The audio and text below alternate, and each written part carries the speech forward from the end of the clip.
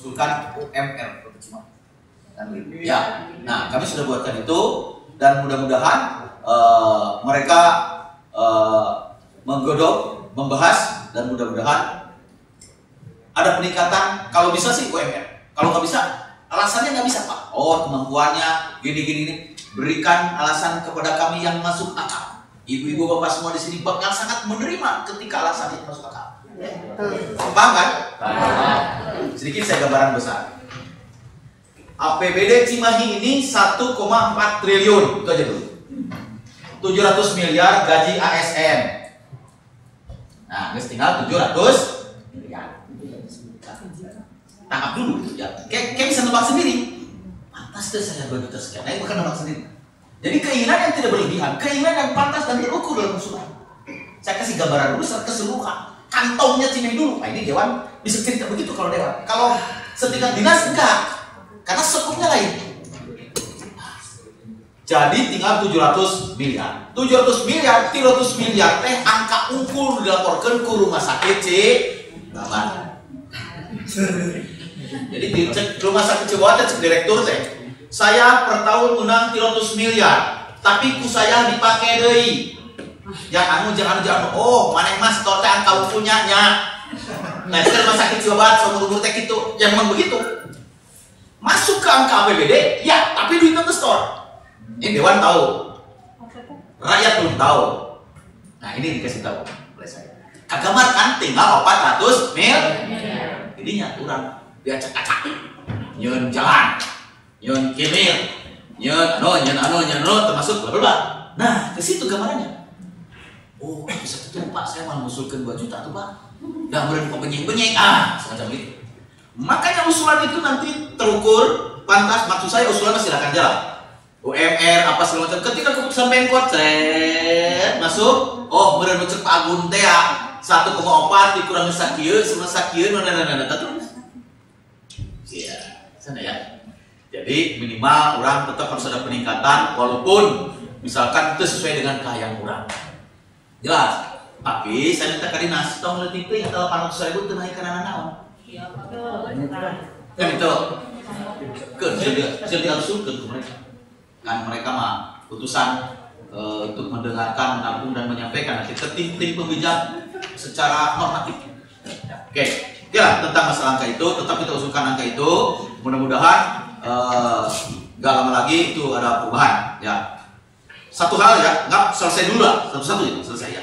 Tinggal hal kedua tentang apa tadi Mas? Status CPNS, status mereka, status non PNS, yang itu ya.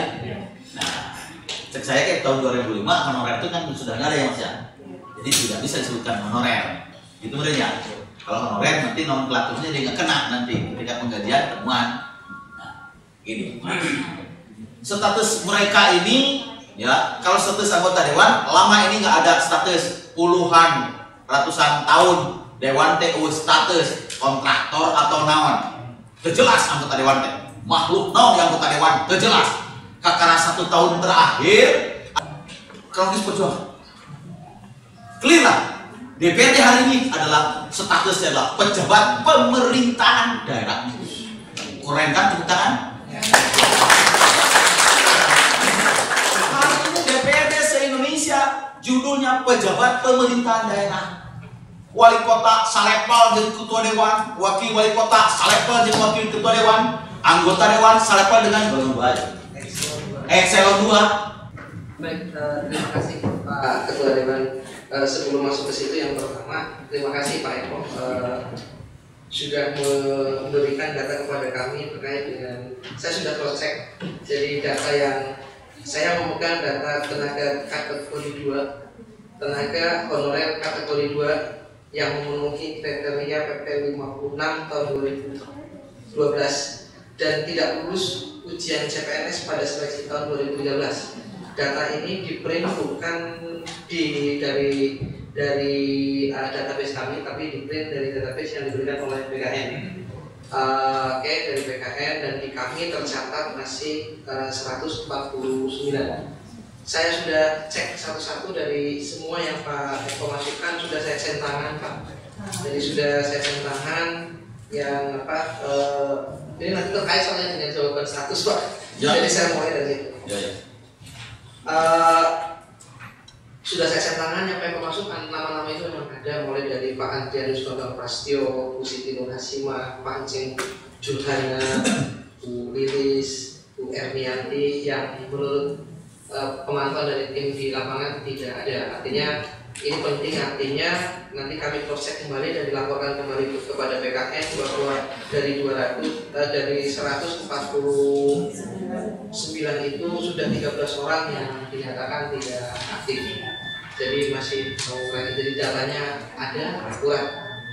Terkait dengan ketidakadaan, barangkali nanti kita cross check ke kepala sekolah dari masing-masing. Karena di data ini, di data yang ada di BKN itu meliputi nomor peserta, nama peserta, tempat tanggal lahir, jenis kelamin, pendidikan awal, jenis jenjang jurusan, tahun lulus, pendidikan akhir, jenjang jurusan, unit kerja, sampai dengan keterangan. Jadi ada keterangan di situ terdata sebagai tenaga teknis atau tenaga guru. Yang tadi dikatakan oleh Pak Kabid GTK, tenaga teknis yang di pendidikan ada 2 kelompok, 2 tenaga teknis yang di pendidikan dan tenaga teknis non teknik. Jadi di sekolah ada 2, yang tenaga guru dan tenaga teknis. Yang maksud tenaga teknis ini adalah tenaga teknis pendidikan atau biasa kita sebut teknik, dan juga ada yang non teknik.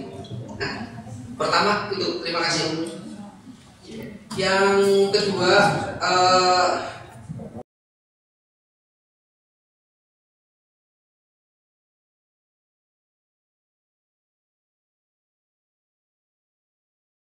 iya di pintu. Jadi begini Pak, dari kami tergabung dalam non PNS, di situ ada yaitu kategori 2, non kategori 2. Pada intinya kita datang kemari udah sekian kali itu antara lain untuk meminta kejelasan status. Kejelasan status itu apa? Kita kan honorer Kota Cimahi, memajukan Kota Cimahi dalam bidang pendidikan. Tapi kita kesejahteraannya belum dikasih Pak.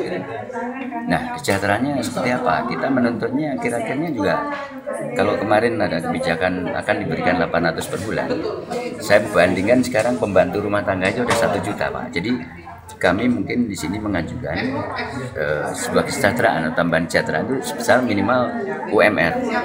Ya, UMR ini karena apa? Dengan begitu otomatis dengan kesejahteraan itu kita akhirnya tentunya termotivasi dan semangat untuk mengajar atau mengabdikan diri kita kepada baik lingkungan sekolah atau di pelayanan publik. Nah, kalau tadi masalah PNS memang dalam ini masih sedang digodok oleh pihak DPR RI melalui panja DPR RI itu Pak. Tapi ternyata sampai sekarang ini masih belum ada gregetnya. Karena terkait pertemuan hari ini Pak, hasilnya seperti apa? Kalau hasil seperti ini masih ada tindak lanjut berikutnya, yaitu antara lain kalau tadi disepakati oleh Ketua Dewan yaitu UMR. Tapi pihak Kepala Dinas Pendidikan diwakili oleh Kabid GTK itu menyatakan bahwa yang awal mula SD 400, SMP 800, akhirnya sudah ada kesepakatan bahwa SD SMP tidak dibedakan, yang membedakan yaitu pengalaman mengajar atau pengalaman bekerja. Kemungkinan bisa SD SMP 800 Pak. Jadi seperti itu. Jadi tuntut kesejahteraan antara lain seperti itu. Nah, 2 ya. Kalau itu kan ranahnya ranah pemerintah daerah. Misalnya apakah dengan menaikkan insentif gitu ya. Toh status mereka jelas menurut Menpan dan BKN, status mereka adalah tenaga harian K2. Datanya ada, namanya, tanggal lahirnya, unit kerjanya itu ada. Jadi kami itu. Jadi kalau untuk yang status kita nunggu, tapi kalau kesejahteraan yang menjadi kewenangan kita itu yang harus kita diskusikan, bukan hanya oleh CKD tapi juga oleh BPKAD, oleh TAP yang tim penyusun anggaran daerah.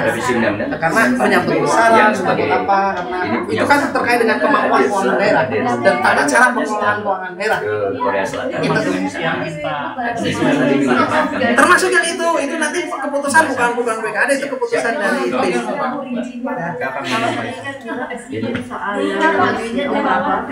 Kalau operator itu termasuk tenaga teknis. Ya dikumpulkan, nggak bisa begitu dong.